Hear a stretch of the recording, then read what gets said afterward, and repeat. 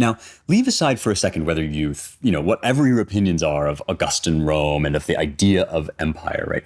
It's urgent for a civilization to be at peace with itself. It's urgent to have this way of telling your story. And this is why I get so down on the 1619 Project, right? It's not that the thing is it's not about facts. And again, as I said, Hannah Jones has said this. She's said, I'm writing this thing not as a history, but she says as an act of journalism. I think it's an act of narrative, right? It's going to take the American founding, which was this providential, larger than life moment, this incredible miracle that these brilliant statesmen founded what would become the freest nation, the light of the world, really, the freest nation on earth.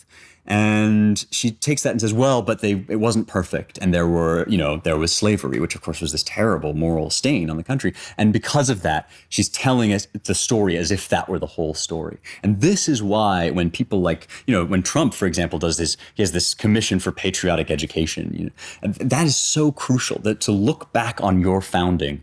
And in our case, I have full confidence it's a true story. When Trump stands in front of Mount Rushmore for a 4th of July speech, and he tells us that this is a great nation, that's the truth. That's the true story. It's so crucial. The reason that we're all at each other's throats right now is because that story is under attack. And when that story is under attack, it's not just that you lose the story that you were told in history class as a kid. It's that you lose your sense of yourself as part of a great experiment, as part of a great endeavor. And so the reason that the Times and Nicole Hannah-Jones are going after the founding is for that reason. That they know that that's how to unmake the country. She said proudly that the riots in the streets are her riots. They're the 1619 riots. And so this, and I turn to Virgil now as a contrast, the kind of flip side of that, right? Because what Virgil is doing is he's taking that all of that darkness and pain that is in history. All human history is